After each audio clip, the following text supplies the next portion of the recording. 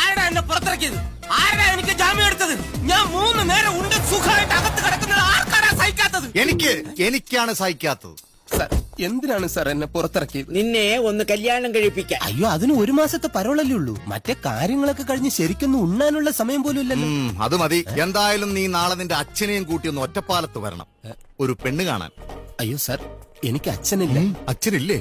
അറിയില്ല എനിക്ക്. ഞാനാണ് നിന്റെ അച്ഛൻ. വെള്ളം ഇറങ്ങാതെ ചാകാൻ കിടന്ന സമയത്ത് പോലും എന്റെ അമ്മ എന്നോട് ഈ സത്യം പറഞ്ഞിരുന്നില്ല. ഞാൻ നിന്റെ അച്ഛനായിട്ട് അഭിനയിക്കാന്നാ പറഞ്ഞ. കുടുംബത്തിൽ പറഞ്ഞ ഒരു പെണ്ണിനെ നിന്നെ കൊണ്ട് കെട്ടിച്ച് അവളുടെ ജീവിതം കുളമാക്കാനുള്ളതിന്റെ കൊട്ടേഷൻ. ഇതാ അഡ്വാൻസ്.